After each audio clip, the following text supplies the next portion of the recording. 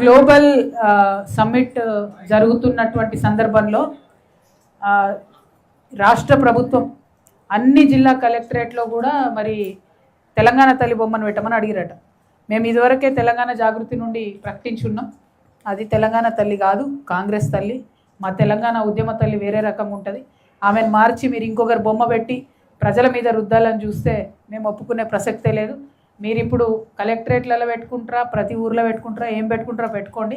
కానీ ఎప్పుడో ఒకప్పుడు భగవంతుడు అవకాశం ఇస్తాడు, మాకు కూడా అవకాశం వస్తుంది. అప్పుడు మాత్రం అన్నీ తీసి మళ్ళీ మీకు గాంధీ భవన్కి పంపిస్తామనే విషయాన్ని తెలియజేస్తూ, ఇది కరెక్ట్ కాదు. ప్రజా ఆమోదం లేనటువంటి తెలంగాణ తల్లి విగ్రహాలు పెట్టడం అన్నది కరెక్ట్ కాదు అనే విషయాన్ని నేను ప్రభుత్వానికి తెలియజేస్తూ ఉన్నాను. అదేవిధంగా అసిస్టెంట్ పబ్లిక్ ప్రాసిక్యూటర్ ఎగ్జామ్స్ 14వ తారీఖున జరుగుతున్నాయి. దానికి 4000 మంది హాజరవుతున్నారు. ఈ 4000 మందిలో చాలామంది సర్పంచ్ ఎన్నికలలో పోటీ చేస్తున్నారు. అసిస్టెంట్ పబ్లిక్ ప్రాసిక్యూటర్స్ అంటే వాళ్ళంతా కూడా చదువుకున్న వాళ్ళు, లాయర్లు కాబట్టి వాళ్ళు తీవ్రంగా రిక్వెస్ట్ చేస్తున్నారు, డిమాండ్ చేస్తున్నారు దాన్ని వాయిదా వేయాలని చెప్పి. వేరే ఎగ్జామ్స్ ఉంటే ఎలక్షన్ డేట్స్లో అవి వాయిదా వేసిండ్రు. ఓన్లీ ఇది ఒకటే వాయిదా వేయలేదు. మేము పొద్దున్నుండి సివి ఆనంద్ గారికి, వివి శ్రీనివాసరావు గారు ఎవరైతే ఆ బోర్డు చైర్మన్ ఉన్నారో ఎగ్జామ్ కండక్ట్ చేయడానికి, వారికి కూడా ప్రయత్నం చేసినాం. వారు అందుబాటులోకి రాలేదు.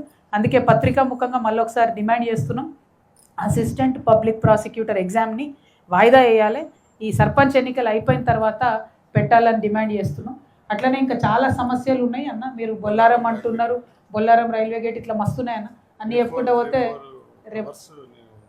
రేపు పొద్దున్న దాకా అవుతుంది అన్న. 3-4 గంటలు ట్రాఫిక్ జామ్ అవుతుంది. మీ ఏరియా ప్రాబ్లం నాకు తెలుసు. కానీ అట్లా ప్రతి నియోజకవర్గంలో సేమ్ ఇష్యూస్ ఉన్నాయి. వీటన్నిటినీ ఏది వదిలిపెట్టకుండా మాత్రం ఇన్ డీటెయిల్డ్ వర్క్ చేసి ఎంతో కొంత ప్రజలకు రిలీఫ్ వచ్చే విధంగా జాగృతి ప్రయత్నం చేస్తుందని ఈ సందర్భంగా తెలియజేస్తూ థ్యాంక్ యూ. జై తెలంగాణ.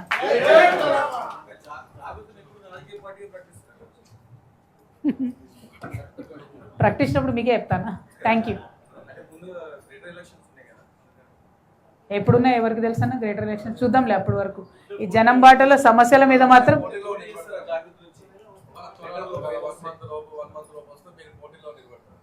చెప్తాను. ఎప్పుడు వస్తా అప్పుడు చెప్తాం. తొందరేమో వచ్చినప్పుడు. ఇప్పుడే ఊహాజనితమైన ప్రశ్నలు ఇప్పుడెందుకు. కానీ చెప్తున్నా కదా, ఈ పరిస్థితులు వీటి సందర్భాలు చూస్తుంటే మాత్రం ఖచ్చితంగా ఈ రాష్ట్రంలో ఒక ఆల్టర్నేటివ్ పొలిటికల్ ఫోర్స్ అవసరం. రావాల్సిందే. ఎప్పుడొస్తా తెలియదు నాకు, కానీ రావాల్సిందే. ఎందుకంటే ఎవరు పని చేయాలి. 10 ఏళ్లలో పని జరిగింది అనుకుంటే మేడ్చల్లో నిన్నటి నుంచి మేము ఈ 4 రోజులు చూస్తున్న పర్యటనలో అసలు అన్ని సమస్యలు ఉండకూడదు. కనీస వసతులు ఉండాలి. ఒక హాస్పిటల్ లేకపోవడం నాకు అర్థం కాదు. ఒక్క hospital, not even single hospital ఈ 5 నియోజకవర్గాలలో. సో అటువంటి వాటి కోసం ఖచ్చితంగా ఫైట్ చేస్తాం. పొలిటికల్ డెసిషన్ తీసుకున్నప్పుడు మీ అందరికీ ఇన్ఫార్మ్ చేస్తాం. Thank you. కాంగ్రెస్ పార్టీ బీసీలకు అన్యాయం చేసిందని అంటున్నారు. ఈ మధ్య మా దగ్గర ఈశ్వరాచార్య దాని మీద మీ కామెంట్. నేను వెళ్ళొచ్చిన బ్రదర్ ఈశ్వరాచారి గారి దగ్గరికి పోయొచ్చిన. తనకు సంబంధించి, ఫ్యామిలీకి సంబంధించి డెఫినెట్గా ప్రభుత్వం ఆదుకోవాలన్న డిమాండ్ మేము చేయడం జరిగింది. ఎట్ ద సేమ్ టైం మనకు చేదనుభవాలు ఉన్నాయి తెలంగాణ ఉద్యమం నుంచి. పెద్ద ఎత్తున ఇటువంటి ట్రెండ్ స్టార్ట్ కాకూడదనే ఉద్దేశంతో ఎక్కువ డిస్కషన్ చేస్తలేము మేము. బాధ అందరి గుండెలలో ఉన్నది. కాకపోతే ఒకటి మాత్రం నిజం, కాంగ్రెస్ 100కి 1000% మోసం చేసింది. ఎందుకంటే ఏదైతే రిజర్వేషన్ పర్సంటేజ్ ఇస్తాం 42 అని చెప్పిండ్రో అది ఇవ్వకుండా ఎన్నికలకే పోయేది లేకుండే. ఏం అర్జెంట్ అవసరం ఉండే ఎన్నికలకు. జయలలిత గారు 9 ఏళ్ళు ఎన్నికలు ఆపిండ్రు కాబట్టే బీసీలకు తమిళనాడులో 69% రిజర్వేషన్ పాసిబుల్ అయింది, బీసీలకు అందరికి కలిపి. మరి ఇక్కడ అర్జెంట్ ఏముండే అని ఎందుకు పెట్టిర్రు అన్నది ఎవరికి అర్థమవుతలేదు. మేము ఫస్ట్ నుంచి అదే డిమాండ్ చేసినాం. ఇప్పటికి కూడా ఈ ఎన్నికలు అనేటటువంటి సరైనవి కాదు.